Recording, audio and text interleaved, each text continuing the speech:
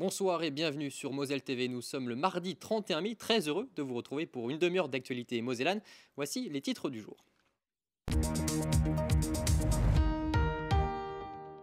Bateau, boulot, dodo, dès ce mercredi, vous pourrez enfin profiter des deux navettes fluviales reliant le centre-ville messin et Longeville-les-Metz. Des trajets au prix d'un simple ticket de bus, nous avons pu suivre le voyage inaugural réservé à la presse aujourd'hui. Elles émergent les unes après les autres, les villes qui s'engagent contre le tabac dans l'espace public sont toujours plus nombreuses. Exemple à Mézières-les-Metz et Thionville dans quelques instants.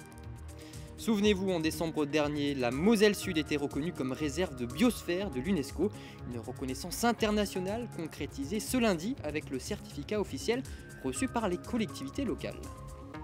La météo, de belles éclaircies sont prévues ce 1er juin. Les températures resteront fraîches le matin jusqu'à 9 degrés avant de remonter significativement l'après-midi. Attention tout de même, des vents jusqu'à 40 km/h sont attendus. Et puis l'invité du jour est Martine Nicolas, adjointe à la propreté à la ville de Metz. Bonsoir. Bonsoir. Nous reviendrons ensemble sur la semaine de la propreté à Metz qui se déroule en ce moment du 30 mai au 5 juin. Mais tout de suite, développons les titres du jour.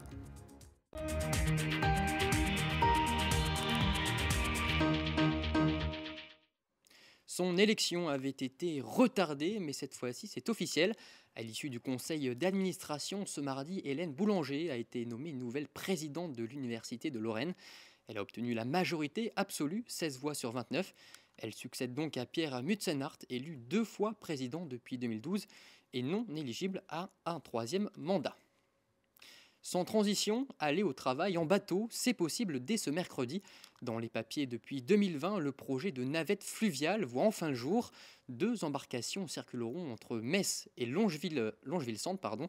Ce mardi matin, la presse a pu assister à un voyage inaugural. Anne-Sophie Grosse y était, regardez. À quelques encablures du Temple Neuf se trouve désormais un arrêt, non pas de bus, mais de bateau. La navette fluviale Metz-Eau vous transportera au fil de l'eau jusqu'à Longeville-les-Metz.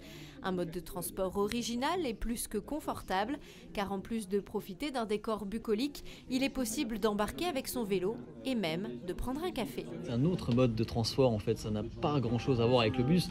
On amène, nous, notre côté compagnie des bateaux de Metz, on amène notre savoir-faire touristique. Et donc c'est pour ça qu'on va amener ce confort déjà par le bateau électrique, le calme du bateau électrique, et on apporte aussi également notre côté tourisme sur l'accueil clientèle et tout ce qu'on va proposer ensuite, effectivement, les cafés, tout ça.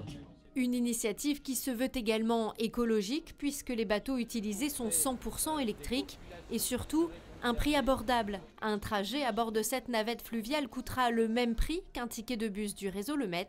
Les premiers passagers sont déjà convaincus. C'est très agréable de profiter à la fois des paysages, de prendre son temps pour se déplacer. À l'intérieur, c'est très silencieux. Très confortable. C'est mieux que le bus. Pour l'instant, seuls 4 arrêts sont desservis, mais le circuit pourrait être prolongé jusqu'à Sichazel ou Moulins-les-Metz. Cela permettrait d'attirer davantage de travailleurs sur les trajets pendulaires.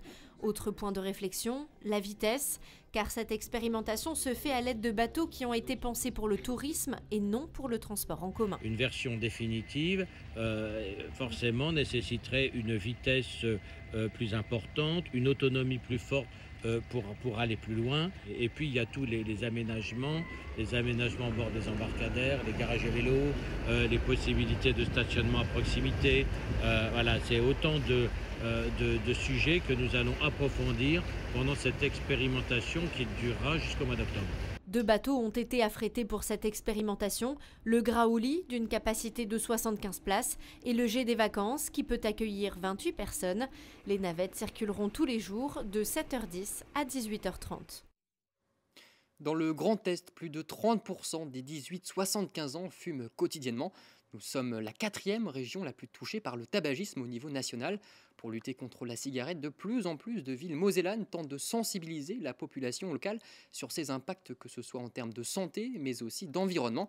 Un nouveau dispositif a d'ailleurs émergé à Mézières-les-Metz, quelques mois après celui déjà mis en place à Thionville. Reportage Chloé Gaillard.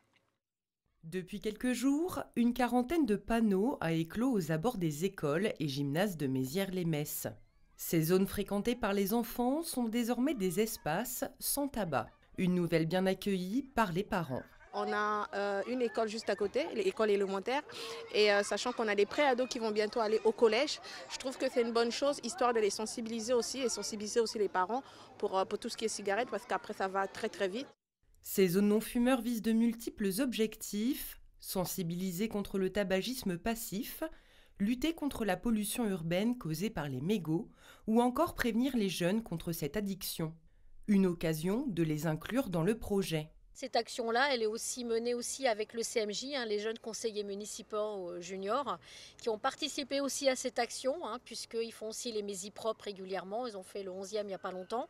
Donc là aussi, on ramasse les mégots, etc. Donc c'est vraiment une politique de la ville qui est quand même importante, axée sur le problème de santé des mégots et du tabac. Pour lutter contre ce fléau, Thionville a rejoint la liste des villes test de l'opération Ville libre sans tabac depuis octobre dernier. La deuxième ville de Moselle déplore qu'un tiers de sa population consomme du tabac. La dénormalisation du tabac est en route d'une manière générale et on voit bien les avancées qui sont faites depuis 20 ans. Ce qu'on essaye de faire au niveau de Thionville, c'est d'accélérer un peu le mouvement.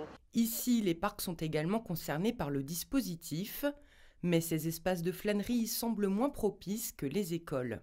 J'ai pas vu beaucoup de différence, il y a toujours autant de mégots par terre dans les poubelles et tout ça. Je pense que c'est peut-être mettre des restrictions plus sévères pour ceux qui le font quand même. Parce qu'on a l'impression que si on fume dans un parc ou devant une école, on va rien avoir derrière. Alors le samedi et le dimanche, là la semaine ça va, il n'y a pas trop de... Mais le samedi et le dimanche, les gens fument pareil, quoi. Il faut mettre des panneaux plus importants, que la police municipale passe plus souvent. Fumer dans ces espaces réglementés par décret peut coûter cher, comptez 17 € la cigarette. Et vous le savez sûrement, ce mardi, c'est la journée mondiale sans tabac. Peut-être l'occasion idéale pour vous qui désirez arrêter de fumer, de tout simplement sauter le pas. Lucie Philippot et Florian Tonizzo vous ont questionné sur les raisons qui vous pousseraient à stopper la cigarette. Regardez. Qu'est-ce qui vous ferait arrêter la cigarette ? Mes enfants. L'envie d'arrêter pour mes enfants. Pour pas donner le mauvais exemple, quoi. Alors j'ai déjà essayé d'arrêter la cigarette grâce au patch, ce qui m'a valu 10 kilos. Si le médecin me dit que vraiment je suis en danger, peut-être que là, oui. La santé, je pense, plus qu'autre chose, quoi. Je vois pas d'autre moyen d'arrêter que d'avoir des problèmes de santé. C'est bête, c'est triste, mais c'est le seul truc qui me ferait arrêter. Qu'est-ce qui me ferait arrêter la cigarette si vraiment je ressentais un problème de santé déjà, ouais, ça serait ça. Le fait de reprendre le tabac m'a permis de reperdre un peu de poids. Donc là, je suis bien dans ma peau. Je sais que je fume trop, mais j'ai pas du tout envie d'arrêter. Et dès que je peux, je monte au Luxembourg pour m'acheter des clopes, quoi. Comme c'est moins cher, déjà d'une, donc on y va régulièrement au Luxembourg. Ça aide beaucoup à continuer de fumer, quoi. J'achète plus de cigarettes depuis des années ici, quand même. C'est plus facile d'avoir des cigarettes beaucoup moins chères que chez nous, quoi. Chez nous, c'est de l'abus. Ah, ça aide, c'est pas le même prix qu'ici non plus, quoi. Comme j'habite Nancy, je fais parfois le trajet jusqu'au Luxembourg, ce qui doit fausser les statistiques de tous les politiques français, mais je crois qu'on est nombreux à le faire. À moitié prix, on n'hésite pas. Tout autre sujet maintenant, la nouvelle saison de la Cité musicale Metz est lancée. Ce mardi matin, elle a dévoilé sa programmation 2022-2023 et elle fera la part belle aux cordes en folie, vous allez comprendre. Ce fil rouge de l'Orchestre national de Metz Grand Est se déclinera dans les 3 salles de l'institution messine. Explication de Fanny Bragard. À chaque saison, sa partition. Après les percussions, les cuivres et les voix, ce sont les instruments à cordes qui donnent le ton de la nouvelle saison de la Cité musicale Metz. Transversale et éclectique, cette programmation devrait enflammer les foules, toutes les foules. Nous adressons vraiment à tous les âges et puis je dirais que la variété des propositions musicales que nous mettons en œuvre, qui vont de la musique baroque à la musique contemporaine, du jazz aux musiques du monde, à l'électro, au métal, au rap, à la bam et au trinitaire, nous permettent vraiment de nous adresser à l'ensemble des publics puisqu'il n'y a pas un genre musical qui soit absent à la Cité musicale Metz. Inspiré par ses cordes en folie, David Reyland a rythmé son répertoire d'œuvres méconnues. Pour l'emblématique chef belge, chaque concert de l'Orchestre national de Metz Grand Est doit être la perle d'un collier. Je conçois les programmes avec passion, en essayant de cultiver donc la passion que les œuvres m'inspirent et de faire en sorte que chaque concert, chaque représentation soit vraiment une fête. C'est vraiment basé sur la notion du partage, sur la notion de l'expérience sensorielle. Pour que l'interaction entre les œuvres et le public soit la plus totale possible, la Cité musicale ouvre ses 3 salles à des artistes en résidence. Parmi eux, le compositeur Florent Caron d'Arras, dont les paysages sonores trouveront écho hors des murs de l'institution culturelle. Moi, quand je vais aller rencontrer ces lycéens qui se spécialisent dans l'agriculture, voire même dans la sylviculture, pour le monde de la forêt, je vais apprendre beaucoup d'eux en fait.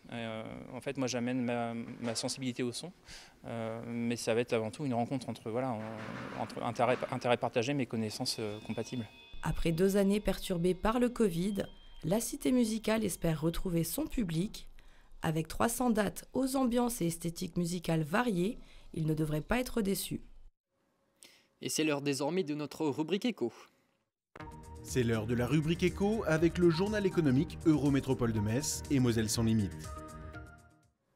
Et direction désormais donc Sarreguemines, nous sommes allés à la rencontre de Luc, gérant de la société Effisav. C'est une entreprise spécialisée dans le domaine de l'énergie et notamment des pompes à chaleur. Depuis quelques mois, elle fait face à une demande toujours plus importante, preuve en image. Jusqu'ici, la facture énergétique de cette habitation s'élevait à près de 2 500 € à l'année. Ces générateurs-là qui fonctionnent avec de l'énergie fossile et qui sont extrêmement énergivores, donc cette installation sera complètement amenée à disparaître. Grâce aux appareils dernière génération installés par Luc, la facture sera divisée par 2. Dans la même idée, le dirigeant réalise énormément de services après-vente. Éventuellement, donner un petit coup de soufflette pour enlever toutes les aspérités. Le client a eu une panne, donc on a constaté que c'était une panne électronique. Et donc j'ai repris la carte au sein de l'atelier et j'ai refait la soudure. J'ai constaté qu'il y avait un relais électronique qui était dessoudé sur la carte.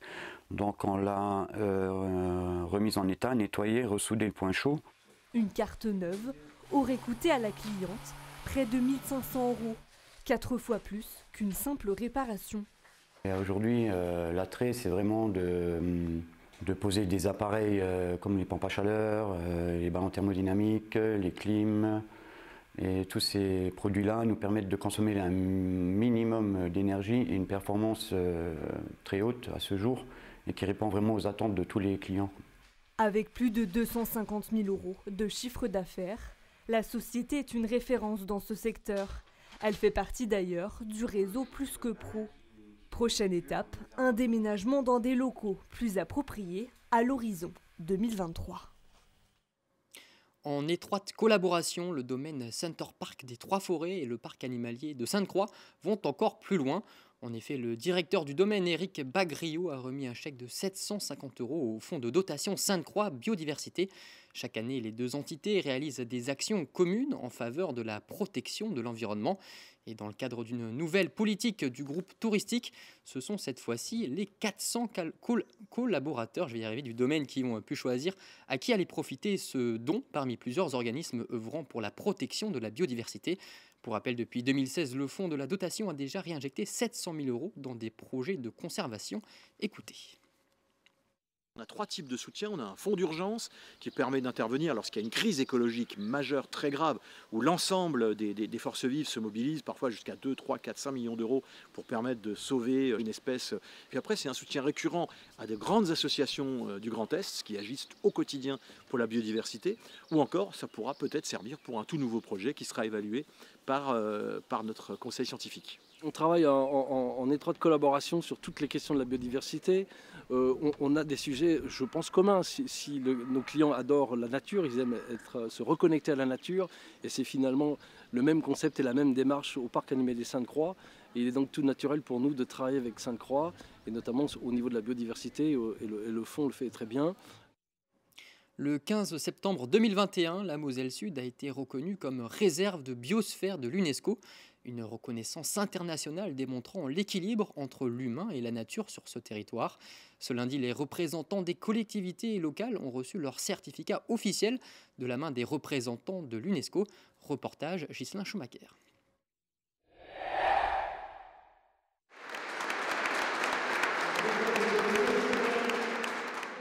Ça y est, la Moselle Sud a enfin pu célébrer sa reconnaissance en tant que réserve de biosphère dans l'emblématique chapelle des Cordeliers de Sarrebourg. Dès à présent, les 1400 km² du territoire vont intégrer le programme de l'UNESCO Man and Biosphère qui regroupe 727 réserves dans le monde. C'est un programme qui vise à comprendre et à mesurer les interactions entre les êtres humains et les écosystèmes sur l'ensemble de la planète, dans tous les écosystèmes, côtiers, marins, forestiers, zones arides, à l'échelle d'un territoire, donc comme celui de la Moselle Sud, de communes et d'habitants. Cette désignation, en fait, les honore et reconnaît qu'ils ont une richesse, une histoire écologique, économique, culturelle, cultuelle, et qui veulent la transmettre à leurs enfants. Pour acquérir ce statut, les élus locaux du Saulnois au pays de Phalsbourg ont collaboré dès 2016 avant de déposer leur candidature à la fin de l'année 2020. Face à un jury de l'UNESCO à Paris, ils ont dû mettre en avant les atouts de leur territoire, mais pas seulement. Le diagnostic en lui-même ne suffit pas.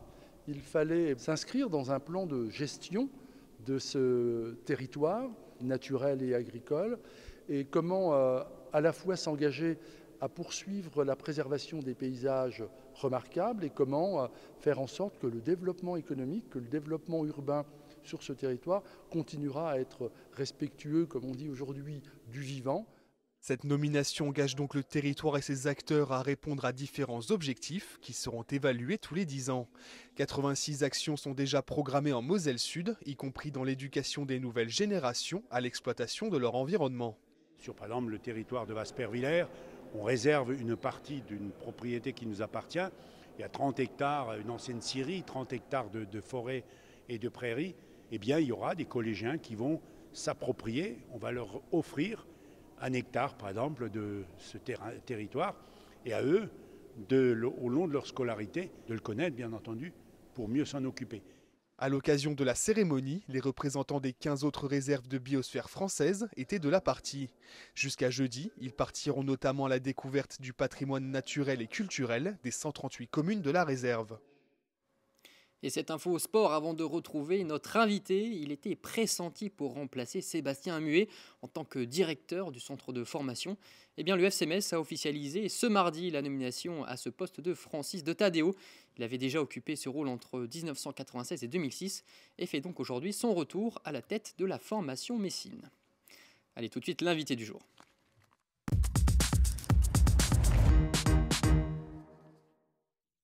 Disait Martine Nicolas, adjointe à la propreté à la ville de Metz, est à mes côtés. Depuis ce lundi donc et jusqu'au 5 juin se déroule la semaine de la propreté à Metz. Édition un peu particulière cette année puisqu'elle coïncide avec l'obtention par la ville de Metz de la 5e étoile du label Écopropre décernée par l'association des villes pour la propreté urbaine. Martine Nicolas, c'est une sacrée reconnaissance pour la cité messine. C'est une fierté, bonsoir d'abord et merci de me recevoir. C'est une fierté effectivement pour la ville de Metz. C'est aussi une belle reconnaissance pour tous nos agents qui travaillent au quotidien sur le terrain, que ce soit les agents à la propreté bien sûr, mais appuyés par les rippers et les parcs et jardins. Parce que naturellement, la propreté ne se cantonne pas juste à nos rues. Il y a aussi nos parcs et naturellement la fameuse collecte des déchets. On aura peut-être l'occasion d'en parler. En 2 mots, ce label, c'est quoi? Vous pouvez nous expliquer? Ce label, c'est donné par une association donc, où il y a plus de 220 villes françaises qui en font partie. Donc sur les 4 premières étoiles, c'est sur du déclaratif. La 5e étoile, il y a un jury un peu comme pour les fleurs qui vient sur place naturellement sans nous prévenir et qui vient regarder effectivement si les actions qu'on a mises en place, si la propreté correspond aux actions que nous avons déclarées. Et qui dit propreté dit aussi attractivité. Cette 5e étoile va participer aussi à l'attrait finalement de la cité messine. Bah, tout à fait. Et jeudi, lors de la remise officielle de sa 5e étoile, il y a en même temps la journée de l'expertise de la propreté. Il me semble qu'on aura plus d'une 30aine de villes qui font le déplacement pour partager cette journée avec nous. Alors, on revient maintenant, si vous le voulez bien, sur cette semaine de la propreté. Concrètement, à quoi ça sert cet événement? Alors, ça sert surtout à faire de la pédagogie, naturellement, la semaine de la propreté. Il y a beaucoup d'actions qui sont mises en place. On a déjà commencé depuis lundi. Demain, par exemple, vous avez au Sablon une opération clean-up dans la journée. Vous aurez le nettoyage. C'est samedi prochain du lac Ariane. Samedi, nous serons toute la journée à Bellecroix, puisqu'on change de quartier chaque année avec différents ateliers, aussi bien pour apprendre à recycler des vieux meubles ou de l'électroménager, ou à sensibiliser les enfants au zéro déchet. Enfin, il y aura beaucoup d'actions. Des activités pour les petits et pour les grands. Pour les grands. Alors les 3 piliers de cette semaine de la propreté, donc l'information, l'éducation et la sensibilisation, c'est le plus important. Oui, la pédagogie. Hein, ça c'est énorme et c'est une semaine qui est faite pour la pédagogie. Alors vous avez parlé un peu de ce qu'on retrouvera. Quel est l'événement phare qu'il ne faut pas manquer cette semaine? Je crois quand même que c'est le 2 juin, la remise de la 5e étoile. Là, je crois qu'on peut en retirer de la fierté. D'autant, comme je vous le dis, qu'il y aura de nombreuses d'autres villes françaises qui seront là. Donc oui, il faut venir, notamment jeudi à midi. Nous serons tous avec les équipes de la propreté. Et c'est leur rendre hommage aussi que de venir sur la place d'Armes. Place d'Armes, donc jeudi, pour la remise de la 5e étoile. D'une manière plus globale, si Metz est plutôt un bon élève en matière de propreté, il est toujours possible de faire mieux, bien évidemment. Mis à part ces campagnes de sensibilisation, comment vous luttez contre, par exemple, les déchets, les dépôts sauvages Alors ça, c'est un gros problème avec une recrudescence qui a lieu dans toutes les villes, d'ailleurs, pas qu'à Metz. L'après-Covid, le monde de demain n'est pas vraiment celui qu'on attendait, puisqu'on a une recrudescence des incivilités. Mais tout plus qu'avant le Covid. Oui, malheureusement, oui. Mais comment vous l'expliquez? Peut-être que le fait d'avoir été un peu brimé, les gens se lâchent ou ne veulent plus de contraintes. En tout cas, et c'est vrai à Metz, c'est vrai ailleurs, il y a cette recrudescence contre laquelle on lutte. Alors on lutte naturellement, on fait de la pédagogie et puis on fait aussi de la verbalisation parce que certains n'entendent que ça, malheureusement. Donc il y a des problèmes aussi d'amoncellement de déchets, de poubelles, surtout dans le centre-ville de Metz, près des PAV, notamment, on a certains points noirs. Donc, quand vous disiez qu'on était perfectible, des points noirs sur certaines places que tout le monde voit, que ce soit la place Saint-Martin, place de Chambre, où il y a des comportements peu vertueux parce que c'est déposé à côté alors que les cuves sont vides. Donc, effectivement, encore samedi dernier, moi j'étais place Saint-Martin en train d'expliquer aux gens que c'était dedans qu'on mettait et pas à côté. Finalement, ça passera que par la sensibilisation. Et la verbalisation. Les deux. Je crois que c'est complémentaire. Il y a des gens qui l'entendent très bien du premier coup quand on leur dit faut mettre dedans et pas à côté. Et il y en a d'autres qui sont un peu plus têtus. Et là, la verbalisation joue pleinement son jeu. Et justement, pour terminer, on peut peut-être rappeler les montants des amendes qui sont... C'est 135 €. 135 €. 130. Je rappelle aussi que les gros cartons de télé ou de meubles ne sont pas faits pour aller dans les paves où c'est le carton alimentaire qu'on doit mettre. Ils doivent être emmenés à la déchetterie. Et si vraiment on ne peut pas, là, il faut faire l'effort de les couper pour les mettre dedans. Merci infiniment, Martine Nicolas, d'avoir accepté notre invitation. C'est moi qui vous remercie. Et nous terminons cette séquence d'information avec l'image du jour, comme chaque jour. Du 31 mai au 2 juin, la ville de Metz et le centre hospitalier régional Metz-Thionville proposent aux Messins un dépistage gratuit du glaucome, cette maladie chronique de l'œil. Un énorme camion rouge, vous pouvez le voir, s'est installé place de la République. L'objectif donc, détecter les facteurs de risque du glaucome. Le diagnostic dure environ une quinzaine de minutes. Toutes les personnes de plus de 40 ans sont concernées. Et c'est sur cette image que se termine Moselle Info. Tout de suite, retrouvez Moselle Sport avec Baptiste Deveau. Avant la météo, bien évidemment. Ensuite, Moselle Sport. Et ensuite, 100% jeunesse avec Valentin Piovesan. Je vous souhaite une excellente soirée sur Moselle TV. A très vite.